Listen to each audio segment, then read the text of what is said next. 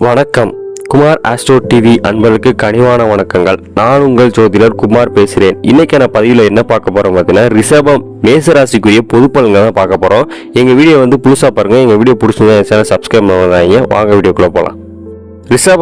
ரிஷபம் பொறுத்தவரைய மே மாதம் சாதகமான மாதமானு பார்த்தீங்கன்னா கண்டிப்பா சாதகமா இருக்கு. 100க்கு 95% உங்களுக்கு சாதகமான மாதம். உங்களுக்கு இந்த மாதம் செவ்வாயும் ராகுவும் சேர்ந்து இருக்கிறதுனால பூமி வாங்குறவங்களுக்கு ஏதாவது யோகம் கிடைக்கக்கூடிய மாதம். பூமி வாங்குவீங்க, பூமி வாங்குறது இல்லாட்டி வீடு மனைகள் வாங்குறதுக்கான யோகம் இந்த மாதம் அமையும் ரிஷபராசிக்காரர்களுக்கு. ரிஷபராசிக்காரங்க வேலைக்கு போறவங்களா இருந்தாலும் சரி, இல்லாட்டி பிசினஸ் பண்றவங்களாலும் சரி, இல்லாட்டி ஏதாவது முதலீடு பண்ணக்கூடிய வாய்ப்புகள் இருக்கவங்களா இருந்தாலும் சரி, இந்த மாதம் பார்த்தீங்கன்னா பெரிய அளவு எதுவும் முன்னேற்றம் உங்களுக்கு இல்லை. அப்படியே போய்கிட்டே இருக்கும்.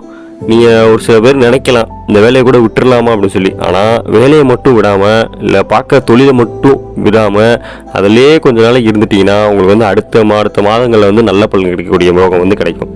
உங்களுக்கு வருமானத்தில் எந்த பிரச்சனையும் இருக்காது. ஆனால் ஒரு மாதிரி டல்லாக போய்கிட்டே இருக்கும். வேறு பிஸ்னஸ் மாறிடலாமா, இல்லை வேறு கம்பெனி மாறிடலாமா, வேறு ஏதாவது வேலை பார்க்கலாமா அப்படின்னு சொல்லி ஒரு மனக்குழப்பத்திலே இந்த மாதம் போய்கிட்டு இருக்கும். ஆனால் பொருளாதாரத்தில் எந்த சிக்கலும் ஏற்படக்கூடிய மாதமாக தெரியல. ஓரளவுக்கு பணம் வந்துட்டே இருக்கும் இந்த மாதத்தில்.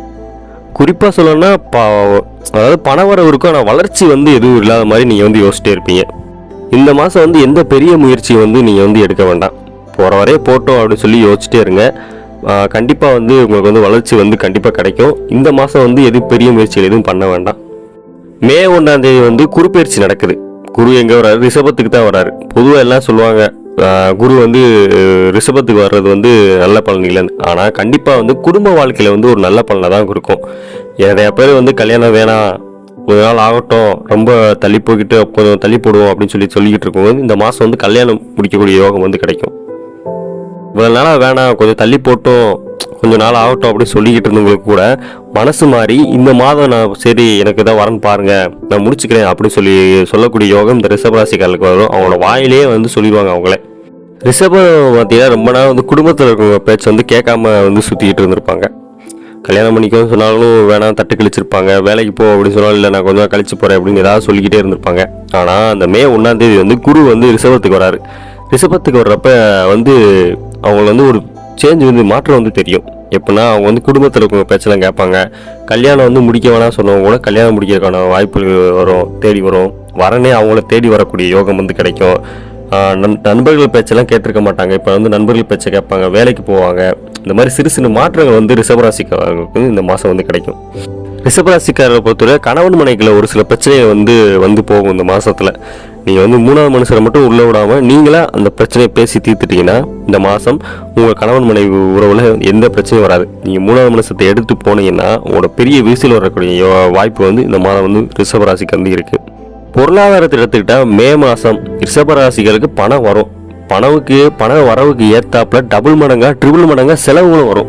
அப்படி செலவு வந்தாலுமே அது என்ன செலவு வரும்? சுப செலவுகளாக தான் வரும். நான் முதலே சொன்ன மாதிரி இடம் வாங்குறது, வீடு வாங்குறது, கார் வாங்குறது, இந்த மாதிரி சுப செலவுகளாக தான் இந்த மாதம் உங்களுக்கு தெரியுது. சுப செலவுகளுமே குடும்பத்துக்கு செலவு பண்ணுறது, இந்த மாதிரி செலவுகளாக இருக்கே தவிர மற்றபடி பெரிய வேற எதுவும் செலவுகள் ரிஷபராசிக்காரர்களுக்கு தெரியல. பொருளாதாரத்தை பொறுத்தவரைய இந்த மாதம் சேமிப்பு கம்மியாக தாங்க இருக்கும், செலவு அதிகமாக இருக்கும். மே மாதம் மாணவர்களுக்கு பார்த்தீங்கன்னா புதன் நீச்சம் அடைகிறாரு. புதன் நீச்சம் அடைந்தால் என்னாகும்? பெரிய அளவில் பிரச்சனை கொடுக்க மாட்டார். நீங்கள் ஒரு தடவை படிக்கிறத ஒரு 2-3 தடவை படித்து உங்கள் மனசில் ஏற்றுன மாதிரி இருக்கும். ஒரு எக்ஸாம் எழுதுறீங்கன்னா நீங்கள் கேட்ட மார்க் வராது, ஃபெயில் ஆக மாட்டீங்க. ஆனால் கேட்ட மார்க் வராது, கொஞ்சம் கம்மியான மார்க் வரும். இந்த மாதிரி சில பிரச்சனை இருக்கும்.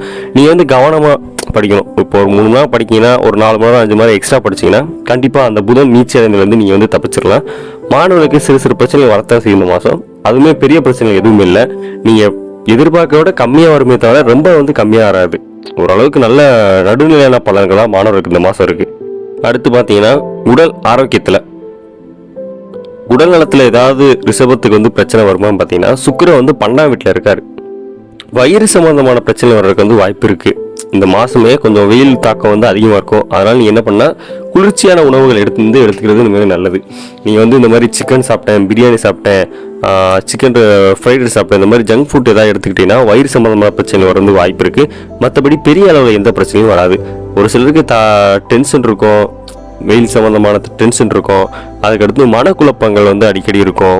மாணவர்களுக்கு குறிப்பாக குழப்பங்கள் இருக்கும். மண்ணில் ஏற்றுக்கிற தன்மை வந்து இருக்காது. சரிங்களா? மற்றபடி இந்த மாதத்தை பார்த்தீங்கன்னா உடல்நிலை வந்து பெரிய மாற்றம் எதுவும் இருக்காது. நல்ல மாற்றமாக தான் இருக்கும்.